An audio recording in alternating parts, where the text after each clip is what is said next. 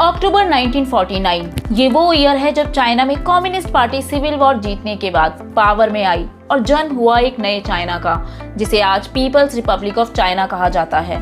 Second world war के बाद world में ये मोस्ट सिग्निफिकेंट इवेंट था। ये सिर्फ एक पार्टी की जीत नहीं थी, ये शुरुआत थी इतिहास में नए एरा की। क्यूमिनतांग जो इस सिविल वॉर में हार चुकी थी, सिमट कर रह गई एक छोटे से आइलैंड फॉर्मोसा पर, जिसे आज हम ताइवान के नाम से जानते हैं और जिसका ऑफिशियल नेम है रिपब्लिक ऑफ चाइना। पर इनमें से असली चाइना कौन है, इसे जानने के लिए हमें 200 साल पीछे जाना होगा। Hello everyone, welcome back to my channel. इस वीडियो में हम जानेंगे कि चाइना और ताइवान के बीच डिस्प्यूट्स क्या हैं और क्यों ये दोनों ही कंट्रीज खुद को रियल चाइना क्लेम करती है। तो चलिए जानते हैं इस वीडियो में। सबसे पहले देखते हैं चाइना और ताइवान के मैप की तरफ। ये दोनों कंट्रीज करीब 200 साल पहले एक ही हुआ करती थी, जिसे सिर्फ चाइना कहा जाता था। 18वीं सेंचुरी तक यहाँ क्विंग डायनेस्टी का रूल था, जिसके रूलर्स काफी कमजोर थे और इसका फायदा उठाया जापान ने। 1894 में जापान चीन पर हमला कर देता है और वो एरिया जिसे आज हम कोरिया और ताइवान के नाम से जानते हैं, उस पर कब्जा कर लेता है। इसके साथ साथ चाइना का कोस्टल एरियाज भी। ये वॉर चला 1894 से 95 तक। इस वॉर को फर्स्ट साइनो जापान वॉर के नाम से जाना जाता है। इस हमले के बाद क्विंग डायनेस्टी कई भागों में टूटने लगी और धीरे धीरे चाइना बिखरने लगा। इस डायनेस्टी के डिक्लाइन होने के बाद एक नए लीडर आए, जिनका नाम था डॉक्टर सुन यत सेन, जिनका विजन था टूटे हुए चाइना को एक करना, जिसके लिए 1912 में उन्होंने एक पार्टी भी बनाई जिसका नाम था क्यूमिनतांग, जिसे शॉर्ट में KMT या नेशनल पार्टी ऑफ चाइना भी कहा जा सकता है। इस पार्टी का सपना था वन चाइना को स्थापित करना, पर अनफॉर्चुनेटली 1925 में सुन यत सेन की मृत्यु हो जाती है और पार्टी की कमान आ जाती है एक नए लीडर चियांग काई शेक के हाथ में। ये पार्टी उस टाइम पर चाइना की सबसे बड़ी पार्टी थी, पर उसी टाइम पर एक और पार्टी इनके अगेंस्ट में इमर्ज हो रही थी, जिसका नाम था कम्युनिस्ट पार्टी ऑफ चाइना, जिसकी स्थापना 1921 में रेवोल्यूशनरीज के छोटे से ग्रुप ने शंघाई में की थी और जिसके लीडर थे माओ जेडोंग। इनका विजन भी चाइना को एक करना ही था, पर इन दोनों पार्टीज की आइडियोलॉजीज एक दूसरे से काफी अलग थी, जिससे इनके बीच हमेशा कॉन्फ्लिक्ट बना रहा। क्यूमिनतांग जो बेस्ड थे लिबरल प्रिंसिपल्स पर, जो चाइना को वेस्टर्न कंट्रीज की तरह मॉडर्नाइज करना चाहती थी, लोगों को उनके अधिकार देना चाहती थी, जैसा कि लिबरल डेमोक्रेटिक कंट्रीज में होता आया है। इनके अकॉर्डिंग चाइना में डेमोक्रेसी लाना जरूरी है, जहां लोग अपनी गवर्नमेंट खुद चुन सके, और इसीलिए क्यूमिनतांग पार्टी को सपोर्ट मिला यूनाइटेड स्टेट्स ऑफ अमेरिका का।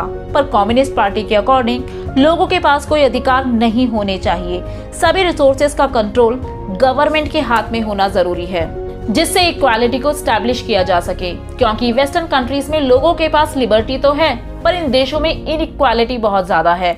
इनके अकॉर्डिंग लोग नहीं, सिर्फ एक ही पार्टी सारे डिसीजन लेगी और वही तय करेगी कि अगला लीडर कौन होगा। अब इस सिविल वॉर का एक बार फिर फायदा उठाया जापान ने। जापान 1931 में एक बार फिर चाइना पर हमला कर देता है और चाइना का एक बड़ा शहर मंचूरिया अपने कब्जे में ले लेता है और यहाँ अपनी गवर्नमेंट बना देता है। अब इस हमले से डरकर KMT और कम्युनिस्ट पार्टी तय करते हैं कि वो मिलकर जापान को हराएंगे और उन टेरिटरीज को वापस लेकर रहेंगे जो जापान के अंडर में है। जापान और चाइना के बीच ये वॉर 1937 से 1945 तक चला और इसे सेकेंड साइनो जापान वॉर के नाम से जाना जाता है। पर ये दोनों पार्टीज मिलकर भी जापान को हरा नहीं पाती हैं। बट अनफॉर्चुनेटली 1945 में सेकेंड वर्ल्ड वॉर के दौरान जापान पर न्यूक्लियर अटैक हो जाता है, जिससे वो सेकेंड वर्ल्ड वॉर में हार जाता है।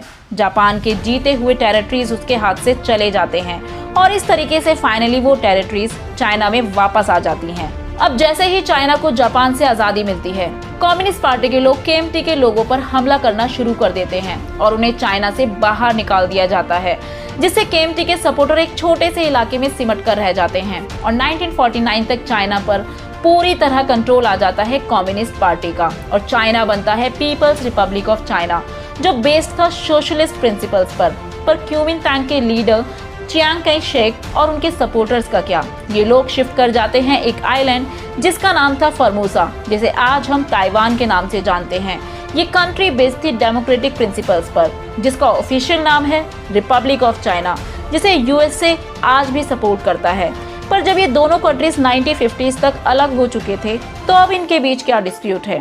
एक्चुअल में चाइना फॉलो करता है वन चाइना को, यानी ये अभी भी कहता है कि ताइवान चाइना का ही पार्ट है जो वो वापस लेकर रहेगा, और ताइवान का भी कुछ ऐसा ही मानना है।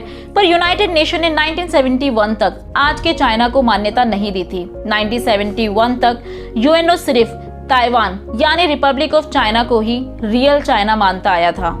पर 1971 में इंडिया ने रियल चाइना एक्सेप्ट किया आज के चाइना को, यानी पीपल्स रिपब्लिक ऑफ चाइना को, और तभी से यूएनओ की सीट ताइवान से लेकर चाइना को दे दी गई।